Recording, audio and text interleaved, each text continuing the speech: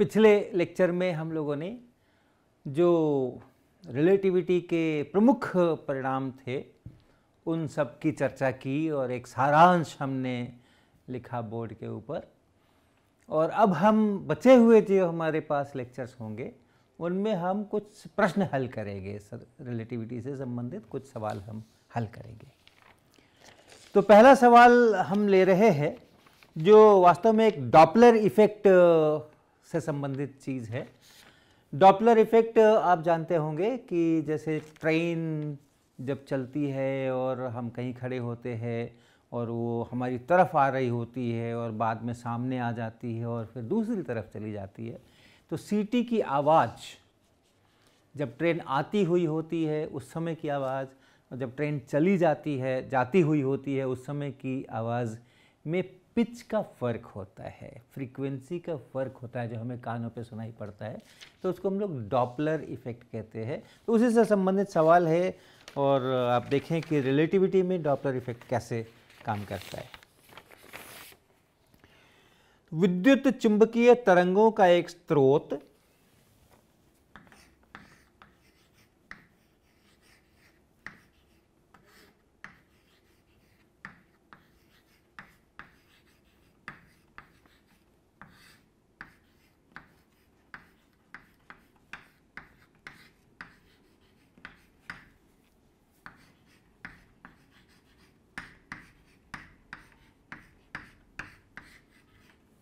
स्रोत यानी सोर्स धरती के फ्रेम में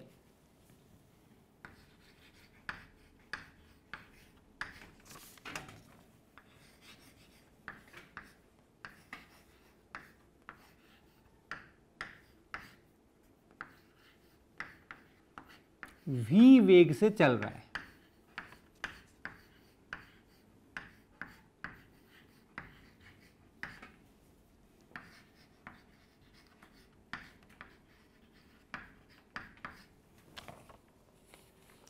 अपने फ्रेम में यह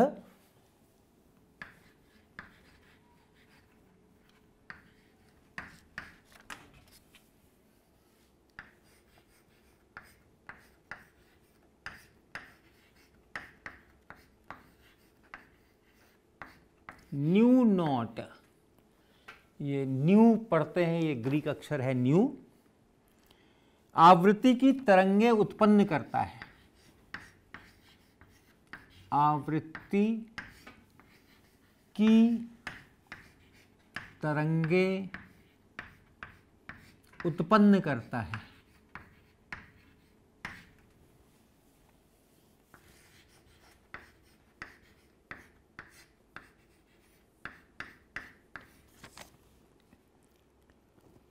धरती पर आती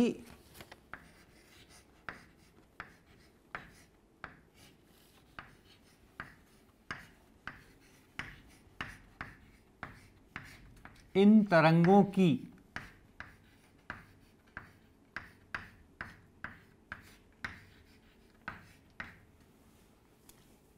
आवृत्ति निकालें।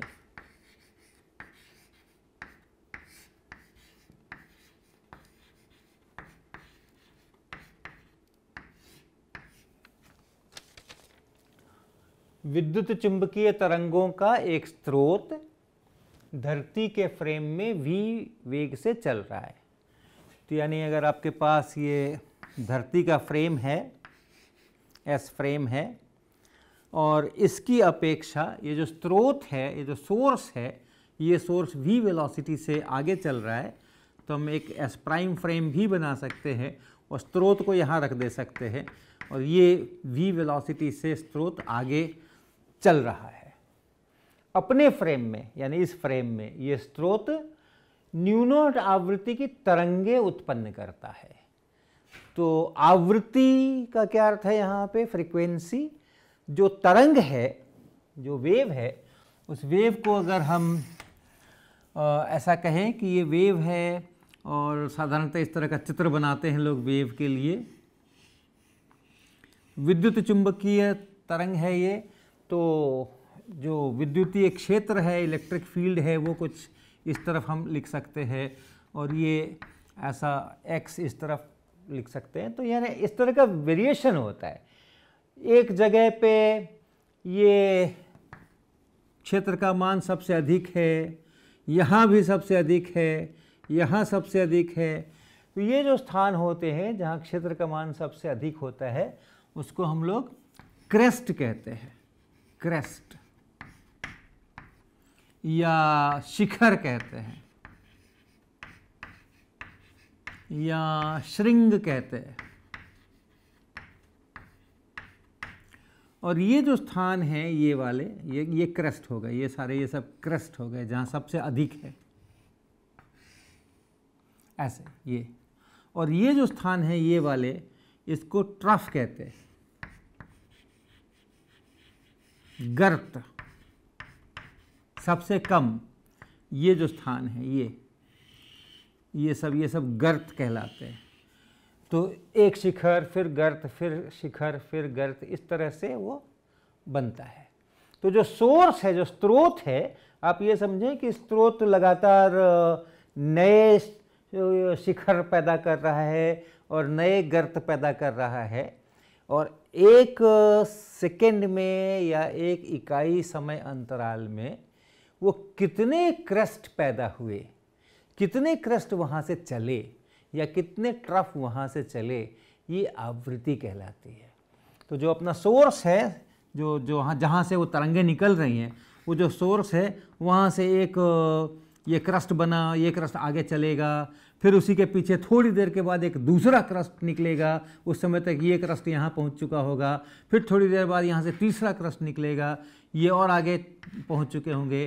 तो इस तरह से ये आगे इस तरह की रचना बनती है। तो एक यूनिट टाइम इंटरवल में या कहिए प्रति सेकेंड ये कितनी क्रस्ट निकाल रहा है, कितनी बार ये हाईएस्ट इलेक्ट्रिक फील्ड यहाँ बना रहा है, वो इसकी आवृत्ति कहलाती है, फ्रीक्वेंसी कहलाती है। और ये बताया गया है कि इस फ्रेम में, अपने फ्रेम में, ये सोर्स न्यू नॉट आवृत्ति की तरंगें उत्पन्न करता है। और ये जो सोर्स से चली हुई जो तरंग है, वो तरंग धरती पर खड़े किसी व्यक्ति को, यानी इस फ्रेम में खड़े किसी व्यक्ति को जब उस पर पहुंचती है तो वहाँ पर क्या आवृत्ति उसको मिलती है। धरती पर आती इन तरंगों की आवृत्ति निकालें, तो ये अपना प्रश्न है। तो पहले हम कहाँ से शुरुआत करेंगे? पहले हम इसके अपने फ्रेम पर देखें, इसके अपने फ्रेम में, एस प्राइम फ्रेम में, एस प्राइम फ्रेम में ही देखें। तो इस फ्रेम में एक क्रस्ट निकला, किसी समय पे एक क्रस्ट निकला, T1 टाइम पे मान लीजिए क्रस्ट, उस सोर्स ने क्रस्ट निकाला T1 समय पे, और थोड़ी देर के बाद ये क्रस्ट तो आगे बढ़ा और इसने एक दूसरा क्रस्ट निकाला, और वो कितने टाइम पे निकाला, तो कुछ T1 प्लस डेल्टा T इतने टाइम पे निकाला। एक क्रस्ट निकालने से दूसरे क्रस्ट निकालने में जो समय है, समय अंतराल,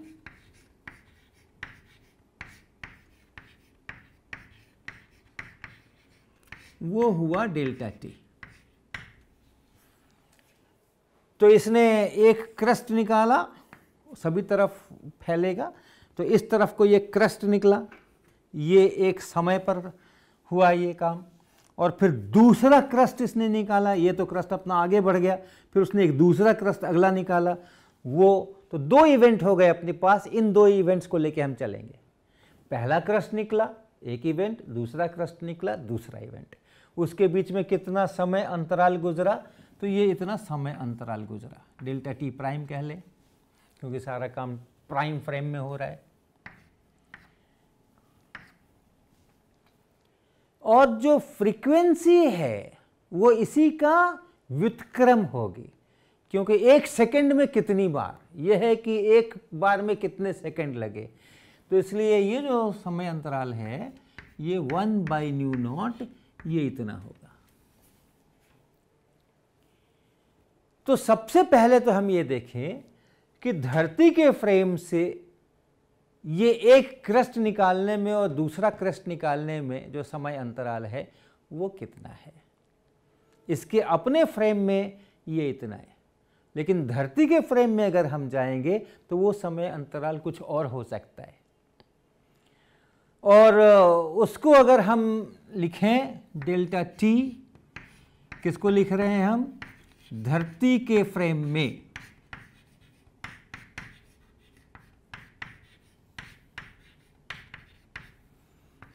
दो लगातार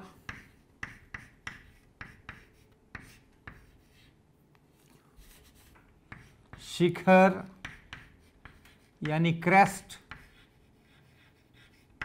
उत्पन्न होने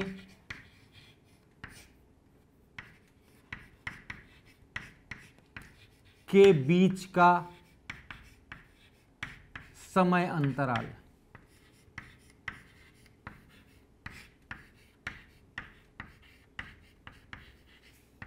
ये हम डेल्टा टी लिख रहे हैं। और डेल्टा टी प्राइम हम किसको लिख रहे हैं? फिर से उन्हीं दो लगातार शिखर उत्पन्न होने के बीच का समय अंतराल, लेकिन धरती के फ्रेम में नहीं, सोर्स के अपने फ्रेम में। और चूंकि सोर्स के फ्रेम में दोनों क्रेस्ट एक ही जगह से निकलते हैं, सोर्स से ही निकलते हैं, इसलिए सोर्स के फ्रेम में जो नापा हुआ समय अंतराल है डेल्टा टी प्राइम, ये प्रॉपर टाइम इंटरवल है।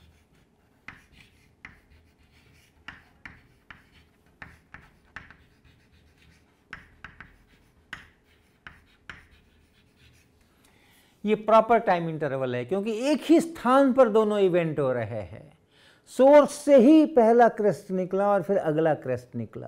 तो सोर्स के फ्रेम में यहां देखें, इस फ्रेम में बात करें तो ओरिजिन से ही पहला क्रेस्ट निकला, ओरिजिन से ही अगला क्रेस्ट निकला।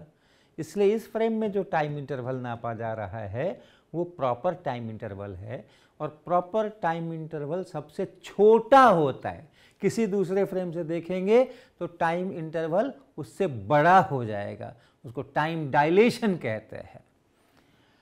तो इसलिए ये जो डेल्टा टी है वो होना चाहिए delta T prime divided by, बड़ा करना है ना तो भाग लगाना, एक से छोटी संख्या से भाग लगाना, तब बड़ा मिलेगा।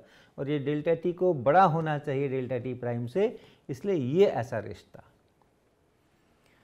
अर्थात 1/μ0 और square root 1 minus V square by C square, ये इतना। तो धरती के फ्रेम से हम क्या देख रहे हैं? ये सोर्स इतने इतने टाइम इंटरवल के बाद क्रेस्ट भेज रहा है, लेकिन ये धरती पर आती तरंगों की आवृत्ति नहीं है। धरती पर जो पहुंच रहा है, जो यहाँ इस ऑब्जर्वर को, इस प्रेक्षक को जो क्रेस्ट मिल रहे हैं, एक क्रेस्ट मिला और फिर अगला क्रेस्ट मिला, उसके बीच में कितना टाइम इंटरवल है, उससे आवृत्ति निकलेगी इस फ्रेम के लिए। इसने कितने कितने समय पर क्रेस्ट निकाला वो इसकी आवृत्ति नहीं देगा। इतने इतने समय पर क्रेस्ट निकल रहा है ये बात तो हो गई है, लेकिन हमें कितने कितने समय पर मिल रहा है ये प्रश्न अभी भी शेष है।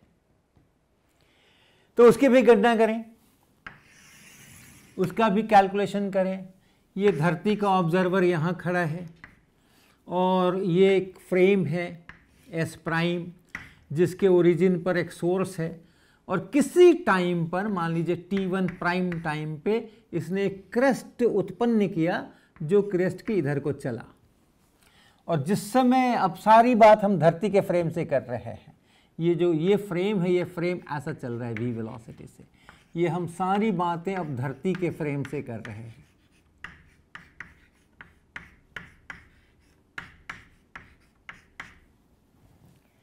तो किसी टाइम पे, प्राइम भी नहीं लिखें जब धरती के फ्रेम से कर रहे हैं, तो किसी समय t1 पर एक क्रेस्ट चला, और जिस समय एक क्रेस्ट चला उस समय जो ये दूरी है उसका भी आप कुछ नाम दे लें, d दूरी है, ये d दूरी है। जिस समय ये क्रेस्ट यहां से निकला है उस समय ये d दूरी है। अब इस क्रेस्ट को यहां तक पहुंचने में कितना समय लगेगा और कितने समय पर, किस टाइम पर इसको ये क्रेस्ट मिलेगा?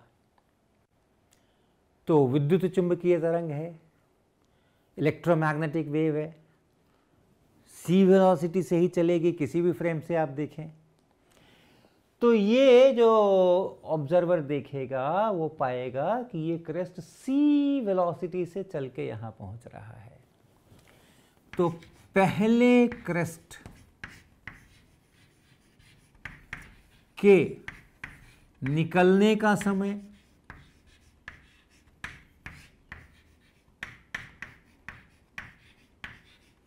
ये t1 और पहले क्रेस्ट के पहुंचने का समय, कहां पहुंचने का,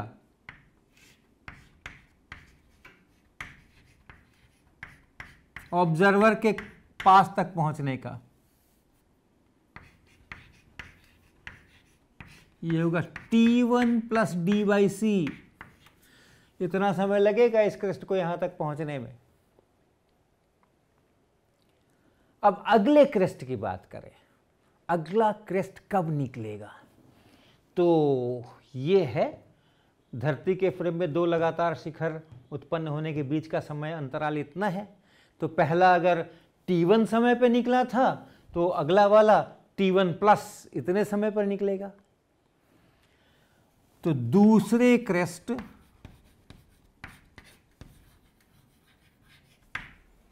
के निकलने का समय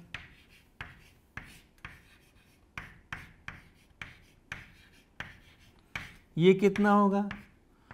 पहला क्रेस्ट तो t1 समय पे निकला था और उसके बाद इतना समय और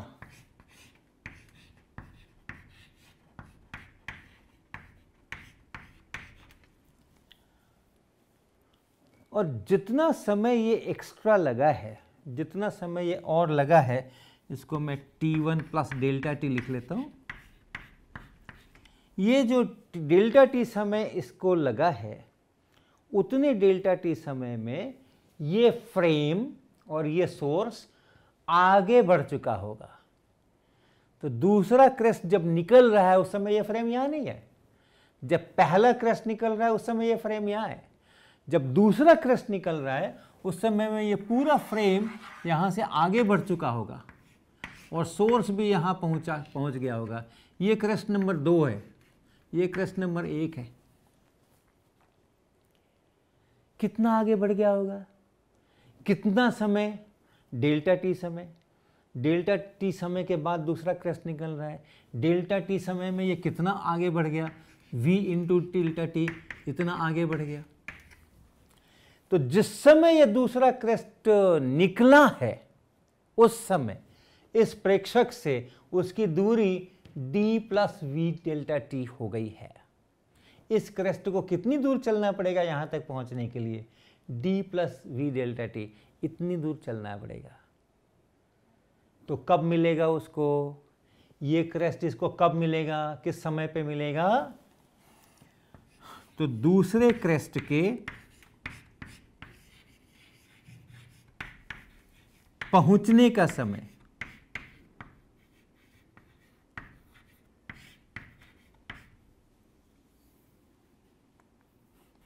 दूसरे क्रेस्ट के पहुंचने का समय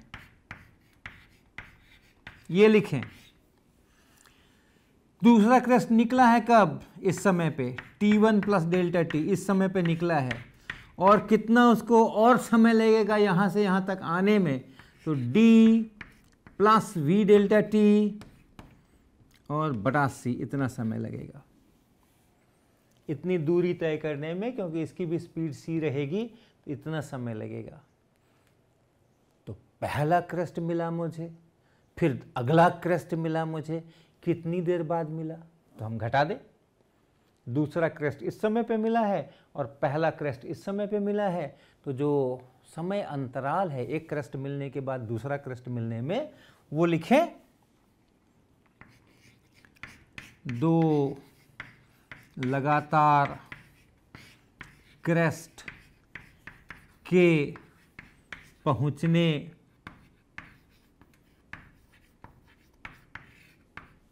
के बीच का समय अंतराल।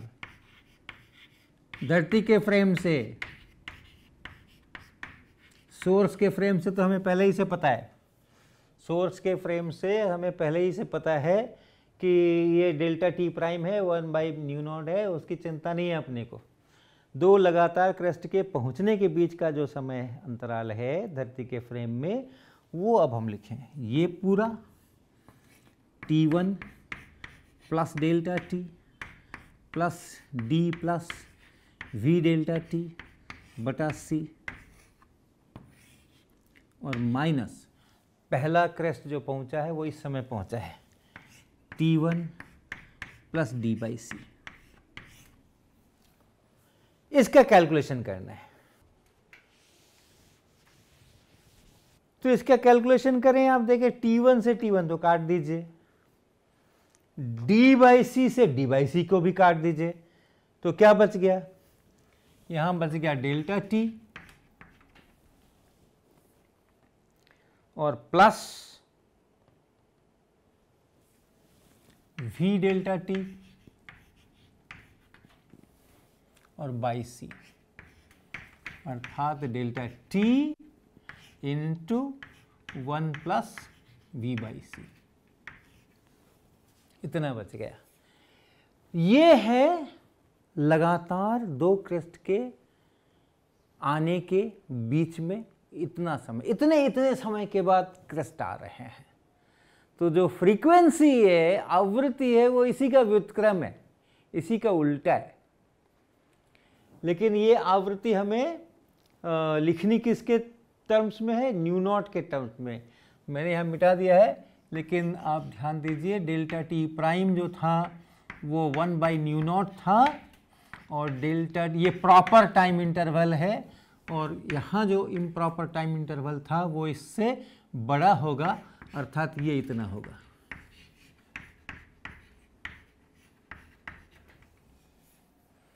ये डेल्टा टी है, इसको आप यहाँ रखें तो ये जो समय है ये समय हुआ 1 प्लस वी बाई सी गुना डेल्टा टी, अर्थात न्यू नॉट यहाँ, और square root 1 minus V square by C square यहाँ। क्या है ये? दो लगातार क्रेस्ट के पहुंचने के बीच का समय अंतराल है ये, और इसलिए जो आवृत्ति है वो इसी का व्युत्क्रम है। धरती के फ्रेम में सब कुछ हो रहा है, तो जो आवृत्ति है वो इसी का उल्टा है।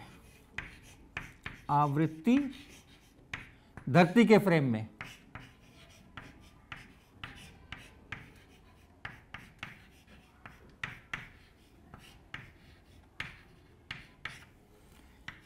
New naught square root 1 minus V square by C square और बटा 1 प्लस वी बाई सी। इसको आप लिख सकते हैं न्यू नॉट और इसके फैक्टर कर सकते हैं 1 माइनस वी बाई सी और गुना 1 प्लस वी बाई सी और बटा ये 1 plus V by C.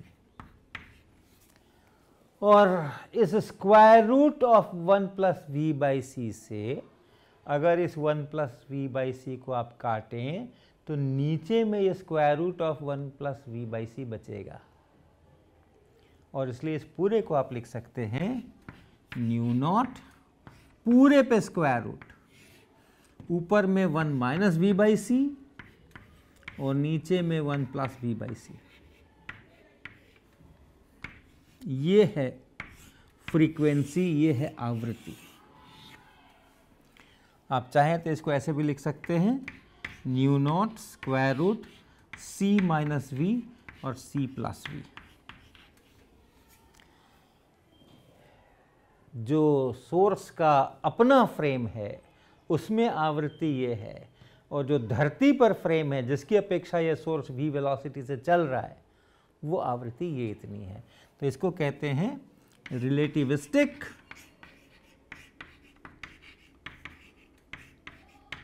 Doppler effect.